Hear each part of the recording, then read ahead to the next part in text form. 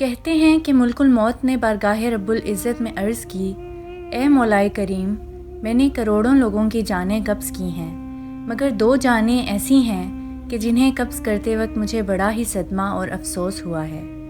میں نے تیرے حکم کی تکمیل ضرور کی، مگر نہایت ہی دکھ کے ساتھ، اور وہ 2، ایک ماں اور ایک بیٹا تھا۔ واقعہ کچھ اس طرح ہے کہ ایک جہاز غرق ہو گیا تھا اور ایک عورت اپنے شیرخوار بچے کے ساتھ ایک تختے کا سہارا لینے میں کامیاب ہو گئی۔ تختہ دریا میں بہہ رہا تھا اور ماں اور بیٹا اس پر سوار تھے۔ اے مولا کریم، اچانک تیرا حکم ہوا اور میں نے ماں کی جان اس تختے پر نکال لی۔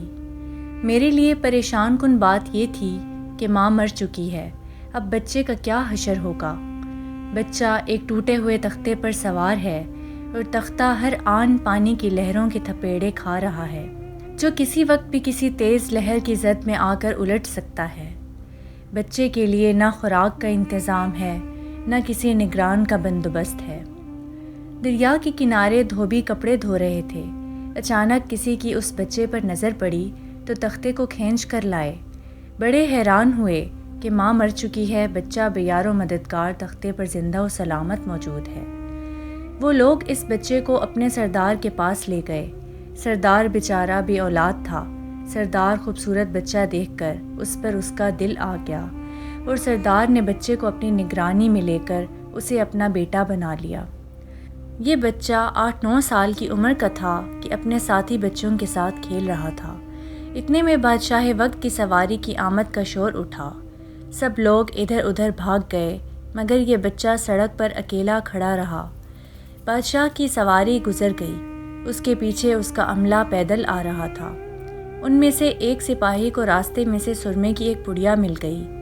اتفاق سے اس کی نظر بہت کمزور تھی اور سرمے کی اسے بہت ضرورت تھی، لہٰذا اس نے وہ سرما بحفاظت اپنے پاس رکھ لیا۔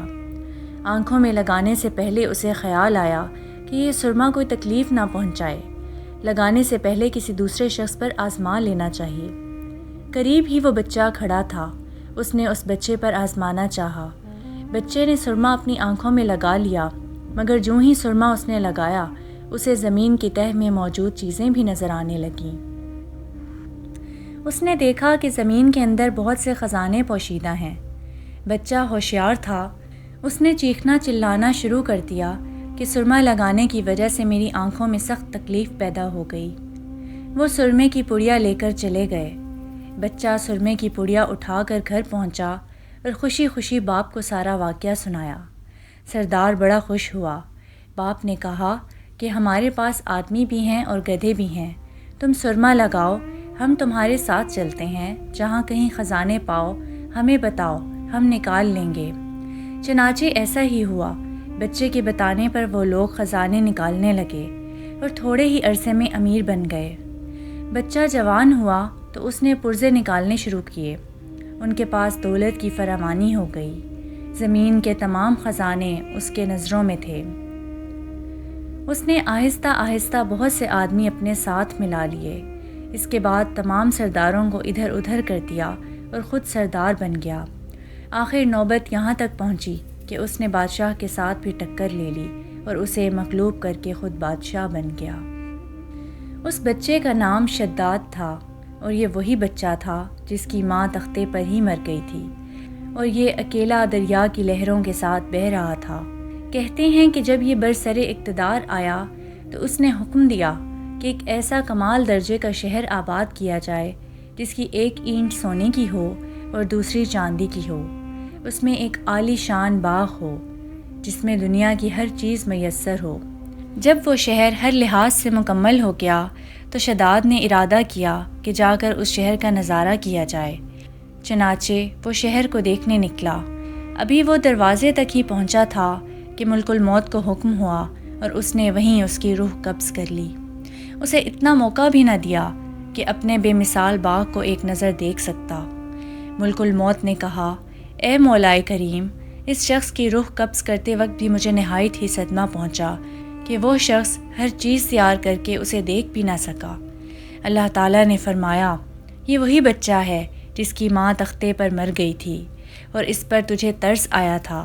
اس بچے نے بڑے ہو کر نافرمانی کی، خدا کے حکم سے بغاوت کی اور سرکشی اختیار کی، مگر ہم نے اسے خود ساختہ جنت میں قدم رکھنے کی مہلت بھی نہ دی اور اسے باہر ہی ہلاک کر دیا۔ اسی جنت کے بارے میں مشہور ہے کہ وہ دنیا میں موجود ہے مگر انسانوں کی نظروں سے اوجھل ہے۔ امیر معاویہ رضی اللہ تعالیٰ عنہ کے زمانے میں ایک صحابی کا اونٹ گم ہو گیا تھا۔ وہ اونٹ کی تلاش میں کہیں اس علاقے میں جا نکلا تو اللہ تعالیٰ نے اسے وہ سب کچھ دکھلا دیا تھا۔ وہ صحابی وہاں کی کوئی نشانی بھی ساتھ لایا تھا۔ اس صحابی نے یہ واقعہ امیر معاویہ رضی اللہ تعالیٰ عنہ کے پاس بیان کیا۔ انہوں نے کافی تلاش کرایا مگر کسی کو وہ جنت نہیں ملی اور اسے اللہ تعالیٰ نے پوشیدہ کر دیا۔